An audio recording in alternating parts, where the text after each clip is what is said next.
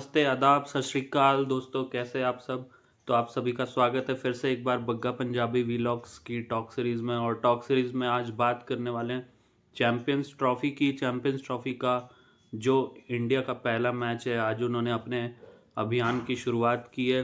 तो आज का मैच उनका बांग्लादेश के साथ है। तो कैसी उनकी शुरुआत रही और क्या हुआ मैच में, आपको लेके चलते हैं। बने रहिए अंत तक हमारे वीडियो के साथ। तो बात करते हैं टॉस की गाइस। टॉस आज बांग्लादेश ने जीता और बांग्लादेश के कप्तान सौम्या सरकार ने पहले बल्लेबाजी करने का फैसला किया। रोहित शर्मा भी यही करना चाहते थे, मगर रोहित शर्मा ने आज एक अनूठा रिकॉर्ड बनाया। उन्होंने लगातार 11 टॉस हारने का एक स्पेशल रिकॉर्ड बनाया, जो कि इससे पहले भी भारत के नाम ही था। बांग्लादेश पहली बैटिंग करने आए और पहले ही ओवर में मोहम्मद शमी ने सौम्या सरकार का विकेट लेकर बांग्लादेश को एक बहुत तगड़ा झटका दे दिया। मोहम्मद शमी जब भी आते अपना कमबैक करते आईसीसी इवेंट में, वो बहुत ही अलग बॉलर दिखते हैं, क्योंकि अभी वो थोड़े दिन पहले ही वो आउट ऑफ फॉर्म दिख रहे थे, मगर पहले ओवर में ही विकेट चटका के उन्होंने दिखा दिया कि वो आईसीसी इवेंट के बॉलर हैं। और दूसरे ओवर में हर्षित राणा, जो कि अपना डेब्यू कर रहे थे आईसीसी इवेंट में, उन्होंने भी पहले मैच में ही पहले ओवर में ही विकेट चटका दिया। नजमुल हसन शांतो को उन्होंने आउट कर दिया और दूसरे ओवर में बांग्लादेश की दूसरी विकेट गिर गई। तो बहुत ही बुरी शुरुआत थी बांग्लादेश के नज़रिए से। इसके बाद बांग्लादेश कुछ नया करने का सोचती है और वो मेहदी हसन मिराज को पहले ऊपर भेज देती है बैटिंग करने के लिए, मगर उनकी ये चाल भी कामयाब नहीं हो पाती और मिराज भी अपना विकेट दे बैठते हैं मोहम्मद शमी को ही, और देखते ही देखते बांग्लादेश का तीसरा विकेट गिर जाता है। इसके बाद 9वें ओवर में आते हैं अक्षर पटेल 8 ओवरों के बाद, और अक्षर पटेल भी अपने पहले ओवर में ही विकेट ले लेते हैं और बांग्लादेश की चौथी विकेट गिर जाती है। उसके अगली बॉल पे ही मुशफिकुर रहीम को वो आउट कर देते हैं और 2 गेंदों पे 2 विकेट लेके 35 रनों पे बांग्लादेश की आधी टीम आउट हो जाती है और वो ऑन ए हैट्रिक आ जाते हैं। अक्षर पटेल ऑन ए हैट्रिक होते हैं और जाकर अली पहली गेंद पे उनका आउटसाइड एज लगता है और रोहित शर्मा को बहुत ही आसान कैच मिलता है, मगर वो उसे ड्रॉप कर देते हैं। बहुत ही ज़्यादा फ्रस्ट्रेटेड भी नज़र आते हैं, वो अपने हाथ को 3-4 बार ज़मीन पे पटकते भी हैं, मगर अब पछतावे क्या हो, जब चिड़िया चुग गई खेत। उन्होंने अक्षर पटेल की एक तरीके से आप कह सकते हैं कि हैट्रिक छीन ली। बहुत ईजी कैच उन्होंने ड्रॉप कर दिया। इसके बाद 10 ओवरों में 40 रन लगे होते हैं बोर्ड पे बांग्लादेश के, और ये एक बहुत ही ख़राब शुरुआत होती है बांग्लादेश के नज़रिए से। इसके बाद जाकिर अली अपने मिले हुए जीवन दान का फ़ायदा उठाते हैं और तौहीद हृदय के साथ बांग्लादेश की पारी को आगे बढ़ाते हैं, और देखते ही देखते बहुत ही धीमे तरीके से वो 100 रनों तक बांग्लादेश को ले जाते हैं। और इसके बाद 150 रनों तक दोनों बल्लेबाज आराम से खेलते हुए बांग्लादेश की पारी को ले जाते हैं। तो 30 ओवरों तक बांग्लादेश के एक समय 120 रन 117 रन लगे हुए थे और लग रहा था कि बांग्लादेश 200 रन बड़े मुश्किल से बना पाएगी। और ये साझेदारी देखते ही देखते 100 रनों की हो जाती है और इसके बाद दोनों खुलकर खेलना शुरू करते हैं और बहुत ही एग्रेसिव क्रिकेट दिखाते हैं। खासकर जाकर अली और तौहीद हृदय दोनों ही उसी अंदाज में खेलने लगते हैं और 114 गेंदों पे 68 रन बनाकर फाइनली जाकर अली मोहम्मद शमी का शिकार बनते हैं और मोहम्मद शमी अपनी तीसरी विकेट ले लेते हैं।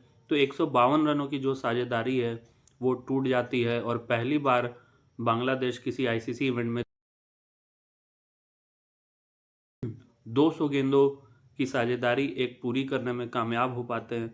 इसके बाद तौहीद हृदय चोटिल हो जाते हैं, दौड़ते दौड़ते उन्हें क्रैम्प आ जाता है, मगर नए नियमों के अनुसार आप रनर नहीं ले सकते हैं।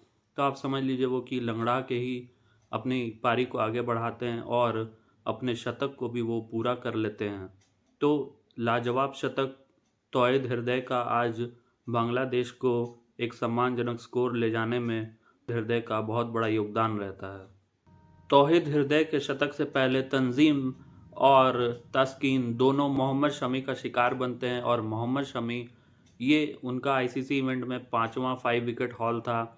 जो इसके पहले का रिकॉर्ड है वो 3 5 विकेट हॉल का है, तो वो उससे काफ़ी आगे निकल गए हैं और आईसीसी इवेंट में उनका ये 60वां विकेट था।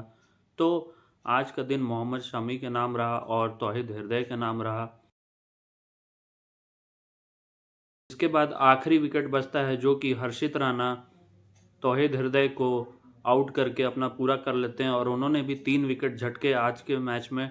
तो वो चाहे T20 डेब्यू हो, चाहे वनडे डेब्यू हो, चाहे टेस्ट डेब्यू हो, उन्होंने तीनों डेब्यू में 3 विकेट लेके एक अनोखा कारनामा कर दिखाया और बांग्लादेश की पूरी पारी 228 रनों पर सिमट गई, जिसमें मोहम्मद शमी ने 5 विकेट लिए भारत की तरफ से और हर्षित राणा 3 विकेट और अक्षर पटेल 2 विकेट। कुलदीप यादव ने अच्छी गेंदबाजी की मगर उनको कोई कामयाबी नहीं मिल पाई। खासकर भारत की जो फील्डिंग थी वो निराश करने वाली रही क्योंकि उन्होंने काफ़ी ज़्यादा कैचेस छोड़े। एक केएल राहुल ने स्टंप भी छोड़ा क्योंकि ये जो साझेदारी थी ये इतनी बड़ी नहीं होती अगर उनको इतने जीवनदान नहीं मिलते। तो भारत को मिला 229 रनों का लक्ष्य। उनकी पारी कैसी रही, उन्होंने किस तरीके से बांग्लादेश के लक्ष्य का पीछा किया और वो इसे चेज़ करने में कामयाब हो पाए कि नहीं, आइए देखते हैं।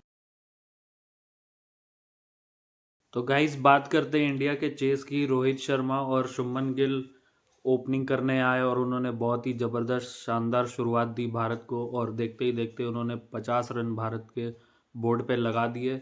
रोहित शर्मा अपने अंदाज में खेल रहे थे जैसे वो हमेशा आईसीसी इवेंट में खेलते हैं। आगे बढ़ बढ़ के उन्होंने बहुत ही शानदार शॉट्स लगाए और आउट होने से पहले उन्होंने 41 रनों की पारी खेली और भारत का पहला विकेट 69 रन पे गिरा। 10 ओवरों में भारत के 69 रन लग गए थे और ये बहुत ही शानदार शुरुआत थी। मगर पहला विकेट गिरते ही कोहली आए और कोहली ने अपने उसी अंदाज में जो आजकल वो खेल रहे हैं, टुक टुक करके उन्होंने बहुत ही ज़्यादा गेंदें खेल ली और इसके बाद शुभमन गिल भी थोड़ा स्लो हो गए। अगले 10 ओवरों में भारत सिर्फ 30 रन जोड़ पाई। 3 रनों का रन रेट प्रति ओवर चल रहा था और भारत का जो 100 रन था वो 20 ओवरों में लगा। तो इसके बाद अगले 10 ओवरों में भी भारत 3 रन प्रति ओवर ही लगा पा रहा था क्योंकि कोहली भी अपना विकेट दे बैठे। उन्होंने ज़्यादा रन नहीं, 20-22 रन बनाए और इसके बाद वो सीधा रिशाद की बॉल पे कैच थमा बैठे पॉइंट पर। और इसके बाद आते श्रेयस अय्यर। उन्होंने भी आज कुछ खास कमाल नहीं दिखाया और वो भी मुस्तफिजुर की बॉल पे मिड ऑफ पर कैच थमा बैठे। तो इसके बाद आते हैं अक्षर पटेल। जैसा कि आप जानते हैं आजकल अक्षर पटेल को प्रमोट किया जा रहा है, नंबर 5 पे भेजा जा रहा है और वो हमेशा अच्छी पारी खेल के जाते हैं मगर आज उन्होंने निराश किया और वो भी अपना विकेट जल्दी गंवा बैठे। तो भारत के 4 विकेट बहुत जल्दी गिर गए थे और ऐसा लग रहा था मानो भारत संकट में है। मगर इसके बाद आते केएल राहुल और वो फिर से अपने उसी अंदाज में खेलना शुरू करते हैं और शुभमन गिल तो वो लगातार बहुत ही बेहतरीन फॉर्म में चल रहे हैं। पिछले इंग्लैंड वाली सीरीज़ में भी वो मैन ऑफ द सीरीज़ रहे थे। उन्होंने 3 मैचों में 2 अर्धशतक और एक शतक लगाया था। तो उस फॉर्म को उन्होंने बरकरार रखते हुए इस मैच में भी शानदार शतक जड़ दिया। उनका ये वनडे कैरियर का 8वां शतक था और रोहित शर्मा ने भी आज अपने 11,000 रन पूरे किए हैं और ऐसा करने वाले वो फास्टेस्ट बैट्समैन बने हैं।